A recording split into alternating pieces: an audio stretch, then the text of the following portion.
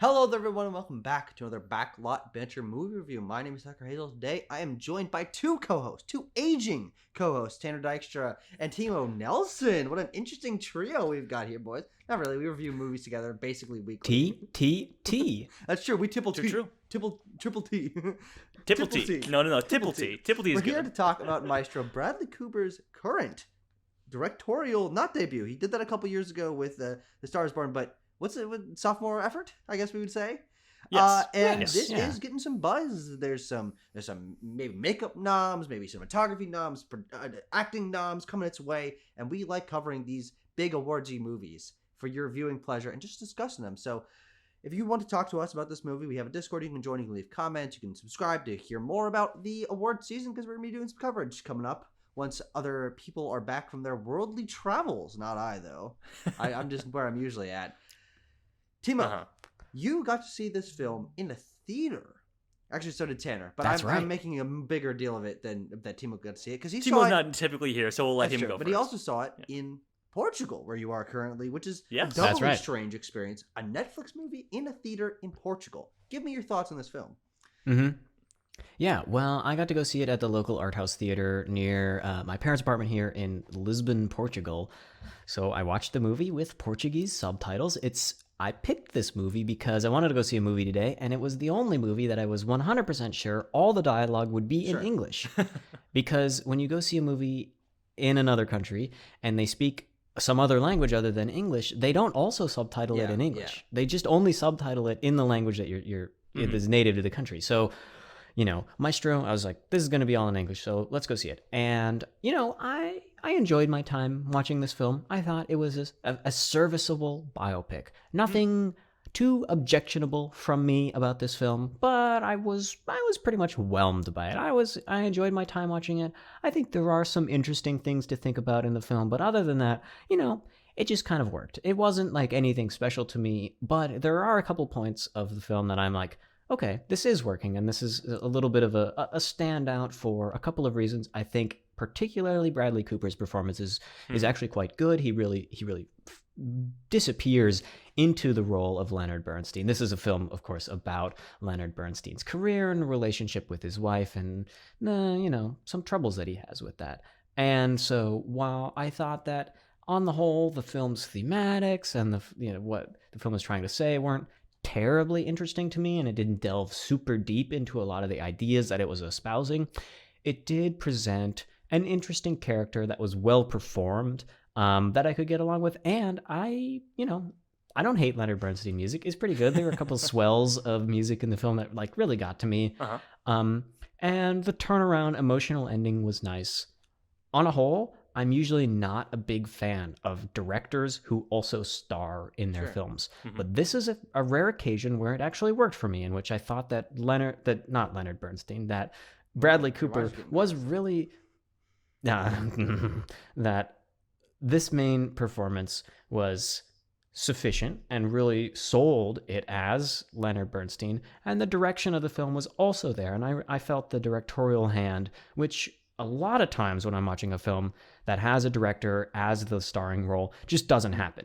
The logistics of filmmaking mean that the director, if they are acting in the movie, can't really be watching what's going on and can't really be making those really minute and critical choices that become very important for the vision of a film. And this one, I don't think it has like an insane vision to it, but it does have a concise and emotionally driven plot that is about this relationship and about what it means for Leonard Bernstein he's maybe gay, he's maybe bisexual, and this is kind of revolving around his relationship. Is he performing in it or not? I think that it was by and large all right. Tanner? And the performance and the makeup is totally where this film is going to shine. Tanner, where do you land on Maestro? I was more aligned with Timo's way of thinking when I first stepped out of the theater that I was lucky enough to view this film in. And now over the subsequent days, because I did see this over the weekend, actually, I'm a little farther removed from it than you gentlemen are. I have warmed on it quite a bit, actually. I think it is better than I initially gave it credit for. When I walked out, I was like, yeah, I mean, like I said, I was aligned with Timo. We're like, yeah, I don't know. I'm not sure if Bradley Cooper is certain of what he's saying with Maestro, but the drama is very enticing.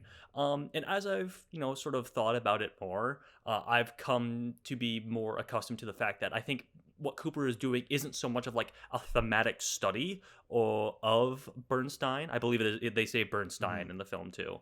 And not so much like a grand expanse look at like what is his position as an artist in the great American, iconography of music in stardom, but more about it's more of a portrait of this man that he was confounded by and interested in, and perhaps found relations to, I think, found connections to himself as an actor and a director, and Bernstein as a composer and conductor. So that has really compelled me and has given me a different view of this film, which is why I am excited to hopefully be returning to it for the Best Picture nominees reviews that we typically do every year for the Oscars. So yeah, I think, like I said, I've warmed on it over the last several days, and I think that basically all the strengths that Timo singled out were definite strengths for me, and I'm sure we'll get around to all those in turn. Yeah, I think this is a very good movie, and I think that it really shows specifically to me that Bradley Cooper is someone with a distinct directorial vision. This is not a run-of-the-mill biopic. There are distinct, like dreamlike creative choices in the editing and the production design and the way that the film is paced, and and especially because it is such a distinct take on a biopic, I think that is its greatest strength, and for me, also one of its biggest weaknesses, because I think on a craft side, I think absolutely solid. Performances, directing, cinematography, color grading, like costume design, makeup, phenomenal. But I think for me, the screenplay is so choppy that I almost found it difficult to watch this film as a Leonard Bernstein story. It was more just vibes related to Leonard Bernstein across his life, and I found that pretty disconnecting. So I think this was a good movie, and I think that I am watching it, and I was really, really engrossed by it, especially the first half. But I think that once the sort of halfway mark of the movie hits, and the film starts taking larger and larger time jumps between each of its scenes, and some of those time jumps are very tonally dissonant, I found myself kind of disconnecting from the movie and being like, this is not really telling me the stuff that I want to know. It's not showing me the scenes I want to see of this man's life, or explain to me why he's such an important person.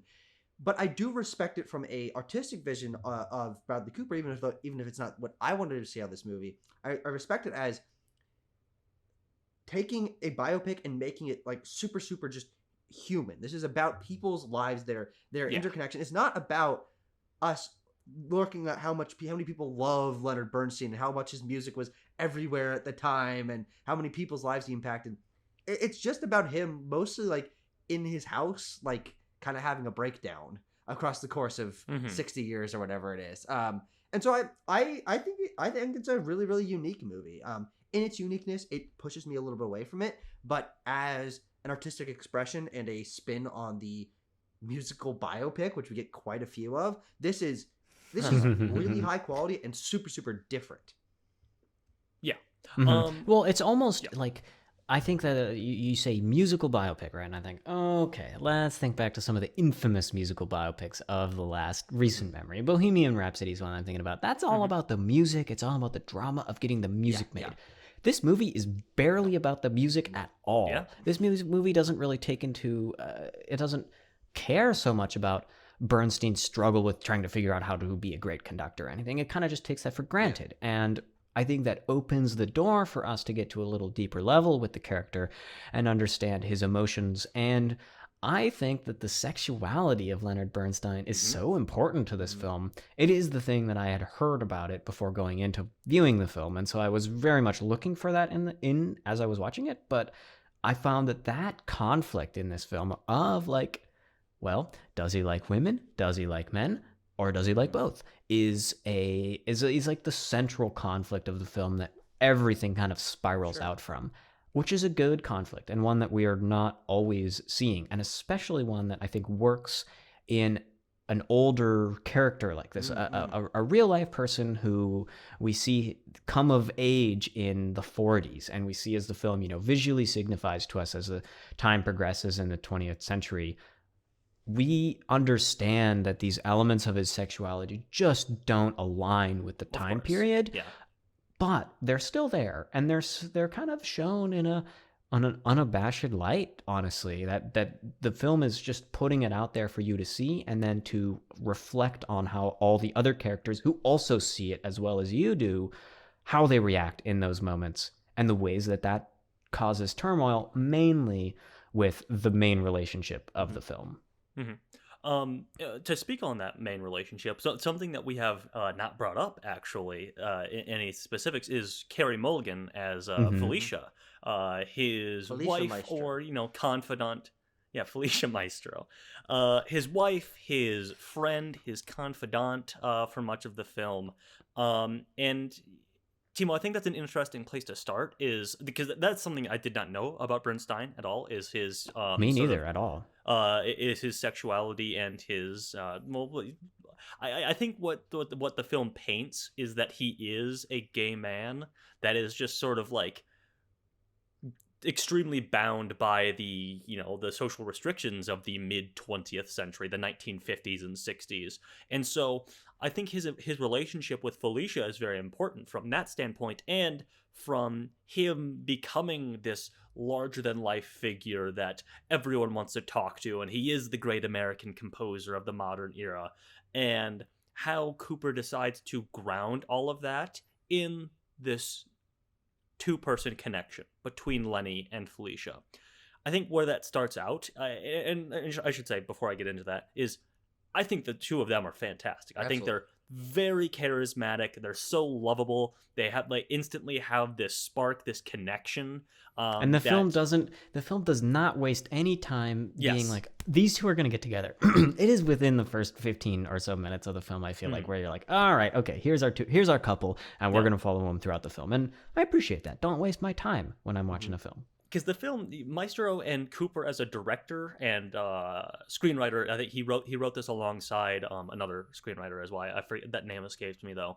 Is not so concerned, as we've said a number of times, with like, this is the year that this happened, and then this happened, and this happened, and this happened in Lenny's career, and this is why he thinks he has this confusion with being a great artist. Like, it's much more about the human drama expanded across these. I think the film goes from basically 43 to like the late 80s. And I find that so interesting. I was frustrated by it initially, because we have become so accustomed to the standard music biopic sort of formula, and telling it chronologically, or we bookend it like this film does. But it's not about the events of his life. It's about the people in his life, and the people and Yeah. the person that that Lenny was. And we, of course, get some show-stopping moments that come from the editing and cinematography, but they aren't all these like Bohemian Rhapsody Live Aid Mm-hmm. situations. There's one moment of him directing Mahler's Second that I think is like meant to be the big moment of the film. It's one that got lots of talk, in that it's this extended like 5-6 minute conducting sequence from Cooper, where he like basically pours his heart into this. He is dripping with sweat after this whole performance, and it's incredible to watch, because I think Cooper, as a director, takes an interesting way of filming this, where he uses a very long takes, and that Yeah. assists in that Yeah. sequence and the human drama between him and Mulligan as Yeah. well. That is why Mm-hmm. they're Many moments throughout the film with no, long absolutely, and takes. that's why Yeah. their relationship is as well fleshed out as it is, and I think it's absolutely the highlight of the film. Is that when there is conflict, not even only when there's conflict, but when there's a moment where they are really connecting, whether that is in a hmm positive moment or a negative moment, the film completely stops its editing. And I think that is really, really important, to just let these performances breathe and have the small moments of interaction, of rubbing the other person on the shoulder or looking away or playing with their hair or whatever it is. Let those be the focus of the moment, rather than cutting.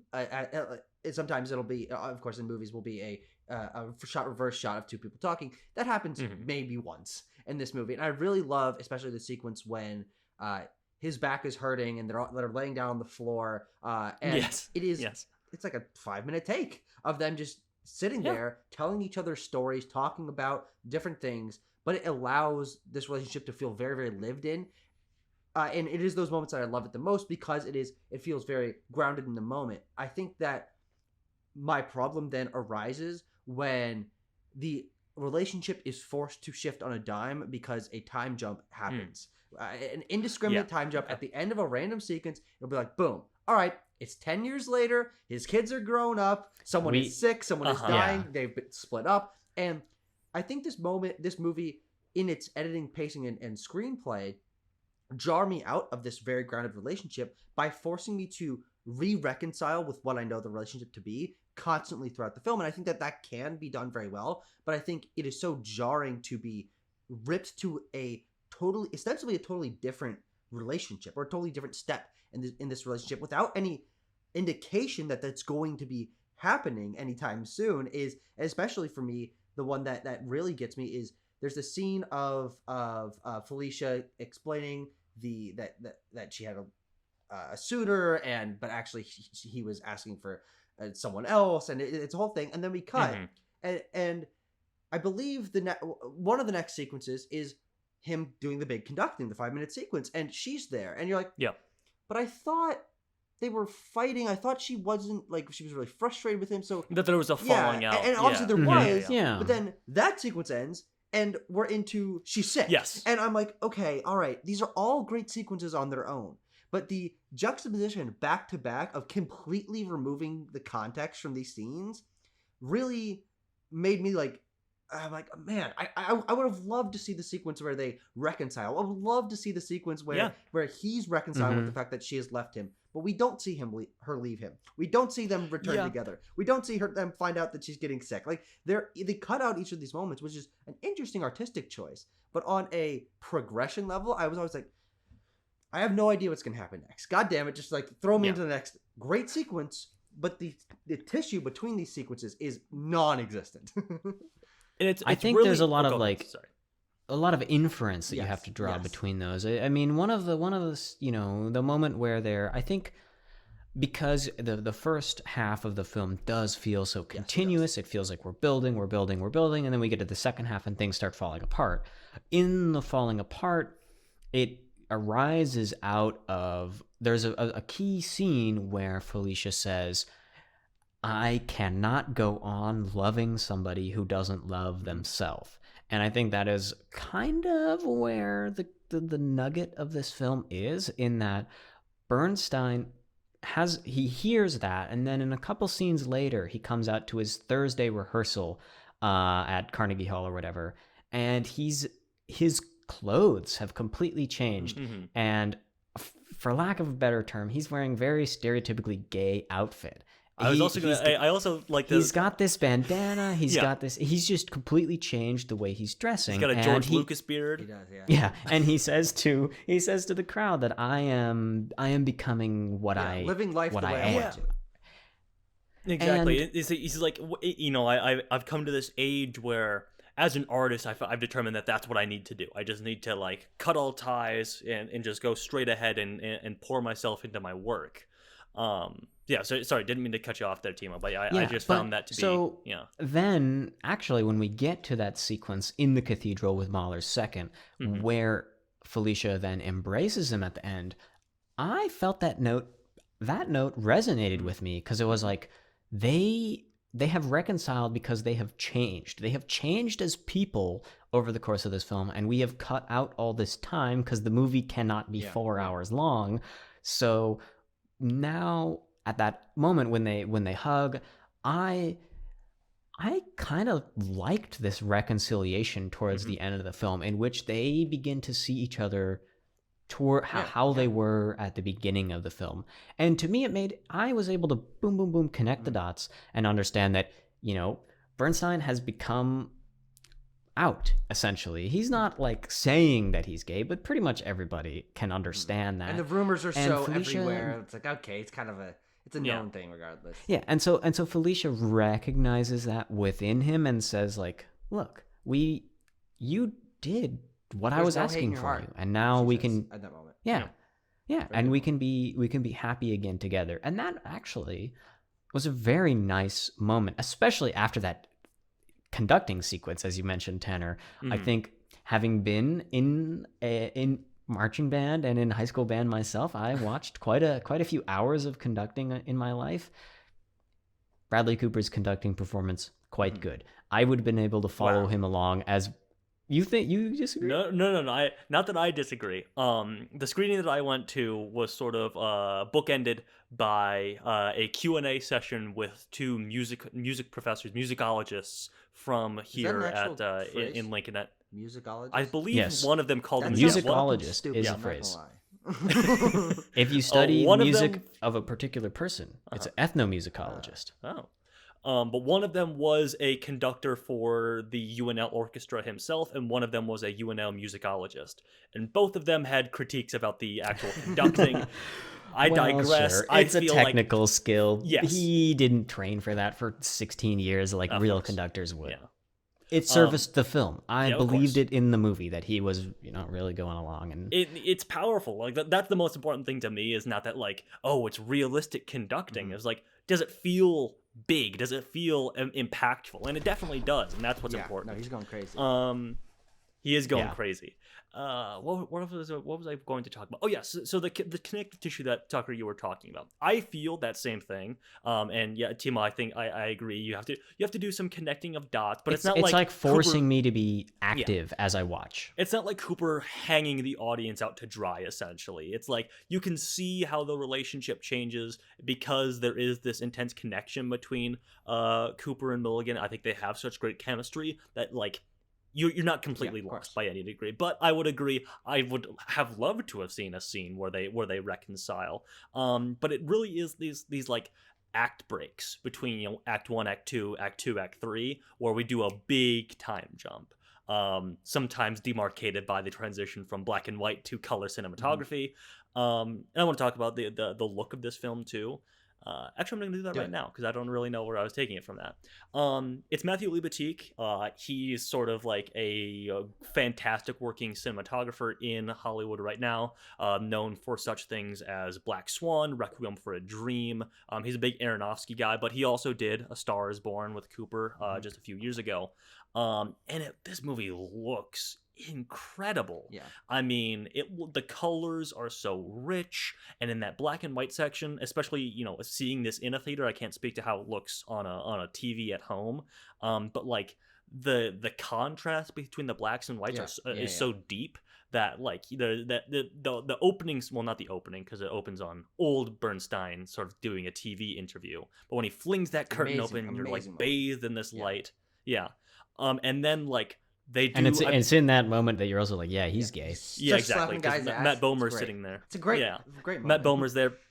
Matt Bomer is great in this movie too, in a small role that I think sort of exemplifies the whole sexuality theme that Cooper is maybe toying with a little bit. But then we do this thing where like the camera is up and out. We're doing a long take. The camera is top Yeah. down on top of Yeah. Cooper as he's like running through the hallways of the New York Philharmonic Orchestra. And I think it's the Bernstein score for On the Waterfront that comes in, and it just feels so Yeah. big in this moment. It feels Well, electric. that is really where I So felt obviously it's very beginning, but I'm like, Bradley Cooper yeah, knows what he's fucking doing. Like, this is a exactly, directorial exactly. moment. This does not happen by accident. You plan this out. You Uh-huh. understand the emotion of the character. You understand the way that you have to design the set and the editing and the camera placement for all of this. And I think that it combines very well with the cinematography. I think the thing that jumped out most at me was the framing. I think this film, the cinematography is so, because it's in a 4:3 aspect ratio, it Yep. forces the camera to be placed in such specific ways. Whether that is people's heads being framed by the shoulders of others, or a tree being framed by a window in a particular way. I think the framing really called to attention that this is a very particularly crafted film. And I think the Yes. moments that stand out most to me are not only that first sequence, which I think is probably one of my favorite single shots of the year in terms of camera movement and how everything stitched together. But then there's this sequence where Felicia and Leonard Bernstein meet for the first time, and they are on the stage, and the actors start coming in, and they're doing this whole thing because they're like performing together, and I'm like, this is creative. This is not just. Are you talking about the The musical sailors number? sequence. The Yeah, sailors. Sailors? Yeah. Yeah. It's It's really very fun. Yeah. creative. Sailors, another wink and nod to. Of course. Yeah. Yes. Yeah. And then there's this another shot later on that I think is probably my favorite shot of the year, which is Felicia framed half by a curtain and this giant shadow of Leonard Bernstein conducting. Oh yes, that was a projected great on the shot. thing, but it's only Mhm. halfway, and the Oh, camera yeah. keeps floating God, by, that's and I'm so like, good. that is Yeah. shot composition and contrast and lighting and Mhm. it playing into the themes of her living in But the it- shadow but to it- the max. In Yes, visual language. But Yeah. I literally, I would like sitting there in the theater, and I said to myself in my So? head, she's in his Yeah. shadow, quite literally. And Uh-huh. every time I say quite literally while describing a shot, I'm like, that's working so well. Yeah. That was, that is a great shot in that. And yes, I love that one too. The last thing I want to talk about is sort of where I thought that Cooper was going with this and why I had a thematic disconnect from it, and then really what I think he is saying Okay. about it. So in the closing minutes here, let's talk about theme, gentlemen. Perfect. We're going to get into it deeper when we review this for Quest, assuming this gets a Best Picture nomination. But I Knock on want to talk some about wood. it now too. Yeah, is that so? I assumed, especially from the opening quote, which is from Bernstein himself, where he says, the function of art is not to provide answers, but to, provoke questions, and the true meaningfulness is the dissonance between the answers. And I was like, okay, Cooper's priming me as a viewer to think about Bernstein as an artist and what he means and his artistic process and so on and so forth. And the movie's not about that. And I think I said that at the beginning as well. It's much more about the man and the dissonance he feels between. This is a dialogue cue that comes up a number of times as well. The different parts of himself. His sexuality is fragmented. His background is fragmented. The dissonance between wanting to be the great American composer, but also having to wrestle with the fact that, as a character says to him, it's like, you can't be a great American director respected in Europe and be named Bernstein. Leonard Burns would be a better name for you. Just erasing his Jewish heritage is something that he has to reckon with. His relationship with Felicia, there's a lot of fragments to Bernstein as a character and as a man in this narrative that Cooper really juggles. And in him doing in Cooper himself, doing some press for this, you come to realize that he has that too. Like, he said that, like, I have had a passion for conducting my entire life. He's like, Bradley Cooper, the Hangover guy, is in love with, like, classical music conducting. That's so strange. And then he's, like, made this really interesting career transition into a film director. And he's talked about how he only now wants to direct things that he's in. He wants to, like, kind of stop being an actor in other people's films. And so you get this sense that he is this sort of complicated guy, more complicated than things like, The Hangover or Wedding Crashers would have you believe 20-some years ago. And so I'm fascinated by that and the connection that he finds in Bernstein as, Bernstein was a conductor and a composer, this private life of art versus the very out there in front of TV cameras kind of conducting that Bernstein came into as this guy who really understood how to use new media to sort of elevate his star as a conductor. And how Bradley Cooper feels that he is doing the same thing, both as an actor and a director. So I think that's the artistic connection that Cooper has made here, and it's not so much about. And I think this is quite refreshing, actually. That it's not about who Bernstein was as a great icon of American music. Yeah, I don't think it's about that at all. I mean, to me, what this film really says is that Bradley Cooper can do it. Bradley Cooper can make Exactly. a movie. And he can do what I said at the beginning about the directors and actors. I really mean, and I think I'm gonna hammer this in again because this is such an important point that we've seen lots of movies and we've seen many films where the director is this lead actor and there just isn't the spark in their performance because they're unable. It's hard to critique yourself. It's hard to know. Kevin Costner. Yes, this is who I'm really referring to. It's hard to know like what you're doing, but Bradley Cooper knows what he's Absolutely. doing in this film, and he knows what he wants from the character, and he knows what he wants out of himself in these performing moments. And I think that's very admirable, and it's very difficult. It's very hard to do that. We don't see it so good all the time. So that's what I take away from this film is that, well, Bradley, you keep doing it. Use this film to get your next film funded. No, and absolutely it will. I think that this is him leveling up as an artist. I feel like using a story about another artist that obviously he has a passion for kind of allows him to explore himself and come to a little bit more conclusion of the way that he wants to be seen in the future and use his artistic talents, because clearly he has latent artistic talent that has never been given a chance to shine.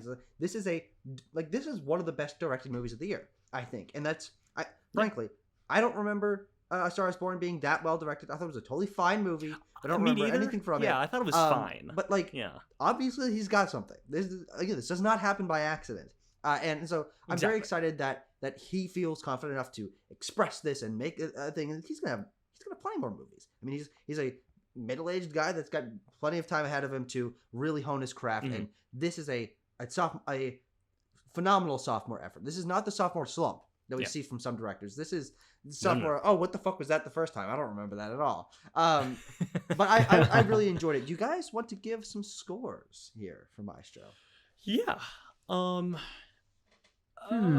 don't think I'm quite prepared to call it a great film, so I'm gonna go with 7.9 on this. Yeah, I think I'm somewhere around there. I'll go with 7.5 because I was a bit more whelmed than Tanner was. I'll go the same with you, Timo. 7.5. I think this is a movie that I will appreciate more as I think about it, more as a good rewatch. But I also think there's a chance that now that I know that it's fragmented in those ways, either I will be able to understand it better, or I'll be like, actually, that is a problem now that I know it's happening. I have no fucking idea. But there's a chance we'll be able to review it again. But in case we don't, here was our review. Thank you for watching, everyone. Yeah. And we'll see you guys for the quest for the bestest.